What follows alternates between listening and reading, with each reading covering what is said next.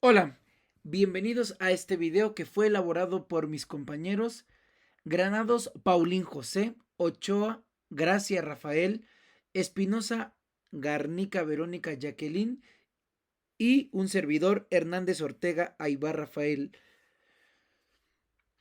todos estudiantes de la Universidad Nacional Autónoma de México. En este abordaremos algunos conceptos básicos de la estadística. El primero que explicaremos será el de población. Según Toledo y Manterola 2017, la población de una investigación está compuesta por personas, objetos, organismos, etc.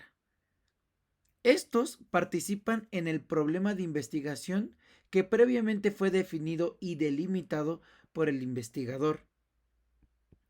A continuación abordaremos el concepto de universo. Según Nagy Albacerrín 2017, el universo es la unidad de medida más grande, pues es la totalidad de individuos o elementos en los cuales puede presentarse ciertas características susceptibles a ser estudiadas. A continuación hablaremos de la muestra. La muestra es entonces un subconjunto de la población.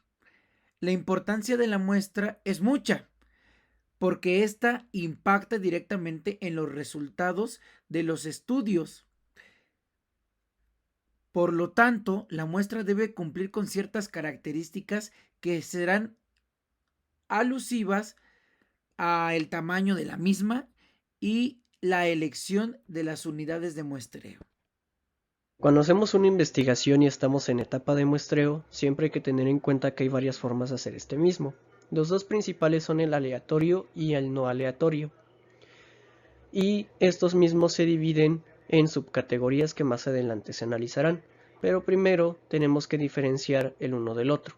En el caso del aleatorio, y así como menciona Cantoni y Babolini, 2009, página 4, las unidades a analizar tienen la disposición de que en el proceso den una equiprobabilidad de selección, que en otras palabras es que las unidades poblacionales tienen la misma probabilidad de ser integradas a la muestra. Usualmente se siguen algunos procesos estadísticos para la elección de este tipo de muestra. Y después está el muestreo no aleatorio. ¿Y en qué se diferencia? Bueno, este tipo de elección es todo lo contrario a la aleatoria. Esta no depende del azar o la probabilidad, sino que está sujeto a las condiciones y a las características de una investigación que estableció el investigador o grupo de investigadores en un inicio. De acuerdo con Otzen y Manterola 2017, existen dos tipos de muestra: la muestra probabilística y la no probabilística. A continuación observamos del lado izquierdo el muestreo probabilístico. Dentro de ellos encontramos que existen los diferentes tipos: el muestreo aleatorio simple, muestreo aleatorio sistemático, muestreo aleatorio estratificado y el muestreo aleatorio por conglomerados. Del lado derecho tenemos al muestreo por cuotas, muestreo intencional o de conveniencia y el de bola de nieve. Como menciona Cantoni Rabloni 2009, página 3, una muestra es representativa cuando ésta cumple con criterios y características relevantes de una población seleccionados durante la formulación de los criterios de investigación, de inclusión y exclusión, y los objetivos. Para poder evaluar si la muestra es representativa, se tiene que comparar la media muestral con la poblacional. En caso de que alguno de estos valores falte, se tiene que revisar investigaciones anteriores en las que se evalúen las mismas variables. Unidad de muestreo. De acuerdo con el canal de YouTube FBombUp 2019, son los elementos que conforman parte de una población o muestra, por lo que pueden corresponder a personas, objetos o cosas. A continuación hablaremos de los criterios de inclusión y de exclusión. Los criterios de inclusión y exclusión son todas aquellas características que el investigador define como elementos para que un sujeto sea parte de la muestra o no. De acuerdo con la Universidad de Navarra, algunos de estos criterios podrían ser la edad, el idioma, el sexo, etc. La importancia de los criterios de inclusión y exclusión radica en que dan más confiabilidad y validez a los resultados obtenidos en un estudio.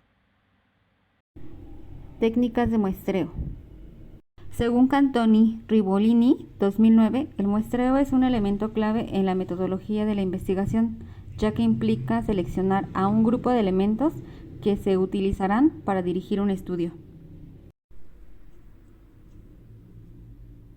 Muestreo aleatorio simple. Se utiliza cuando se conocen todos los datos de la población, donde se elabora una lista enumerativa de los datos, de los cuales se obtiene la muestra y posteriormente se trabaja mediante una tabla de números aleatorios en una planilla de cálculo o bien utilizando un programa estadístico que seleccione una cantidad de datos de manera aleatoria. Ejemplo, si una escuela quiere saber qué porcentaje de población ha sentido algún tipo de acoso por parte de sus profesores, se pueden seleccionar individuos al azar y todos tienen la misma probabilidad de ser incluidos. Muestreo estratificado es aquella en la que el marco muestral divide a los sujetos por categorías o subgrupos con base a ciertas características. Es una variante de muestreo aleatorio simple. Los elementos se seleccionan de acuerdo con lo siguiente. Un número específico de elementos se extrae de cada estrato. Los resultados son valorados de acuerdo con la porción del estrato de la población total. Esta técnica es utilizada cuando la población ya esté dividida en grupos. Ejemplo, la separación en una muestra de los estratos hombres y mujeres. Muestreo conglomerados. Es aquella que agrupa a un número de sujetos o unidades de observación que tienen algo en común y que integran un conglomerado. Esta técnica es ventajosa, donde es preferible ubicar un determinado número de sujetos concentrados en un conglomerado específico. Se utiliza cuando no es posible obtener una lista de todos los elementos de la población. Esta técnica se caracteriza por ser homogéneo entre sí y la técnica consiste en lo siguiente. Se divide un muestreo polietápico. Según Cantoni Ribolini, 2009, se considera como una modificación del muestreo por conglomerados. Este tipo de muestreo se aplica por etapas. Se obtiene una muestra por unidades primarias más amplias que las siguientes. Cada unidad primaria se toman para una submuestra de unidades secundarias y así sucesivamente. Por ejemplo, primera etapa, muestra de ciudades. Segunda etapa, muestreo sistemático. Los elementos se seleccionan de la población de un intervalo uniforme respecto al tiempo y al espacio. La técnica consiste en tomar cada K elementos de una lista de elementos de la población, eligiéndolos al azar. Para determinar este valor se realiza el cociente entre el tamaño de la población n y el tamaño de la muestra.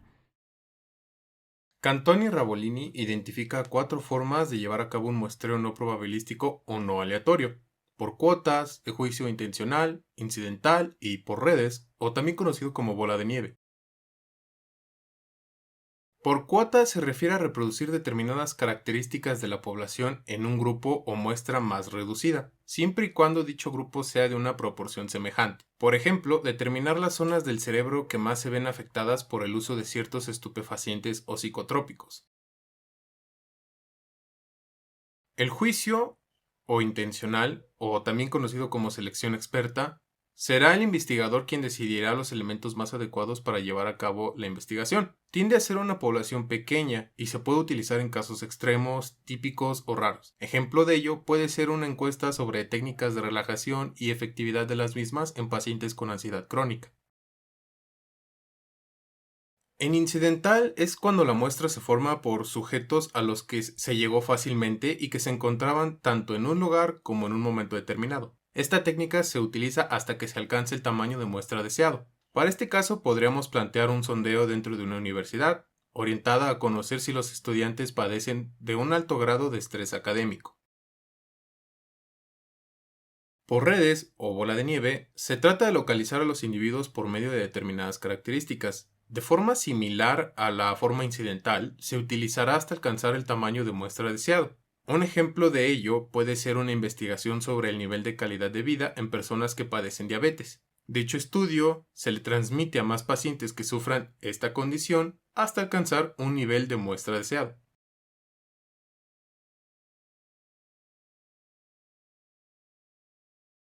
A manera de conclusión, considero debido hacer mención de lo que establece Boloña con respecto a la inferencia estadística. Y es que la misma estadística, si bien nos puede permitir generalizar un hecho o serie de eventos, hasta dónde la ocurrencia de dicho evento es válida, ya que lo que puede aplicar para unos no necesariamente también sea aplicable para otros. Por ejemplo, no sería del todo válido un estudio de relación entre depresión y jornada laboral en México que un estudio del mismo corte, pero en Suiza. Entonces, la estadística inferencial nos permite delimitar esta generalización, cuáles son los límites y alcance de los resultados a los que se lleguen. Además, hay que tomar en consideración que se debe de realizar una descripción previa de la población por analizar, pues esto contextualizará el trabajo de investigación a realizar. Por otra parte, Cantoni y Ravolini habla sobre el error como el porcentaje de incertidumbre. Este estadístico es de suma importancia, pues ya que nos reflejará qué tanto es el riesgo de que una población, indicador o prueba, no sea representativa. Además, esto puede ser un indicativo de la credibilidad y confiabilidad del trabajo que se realice.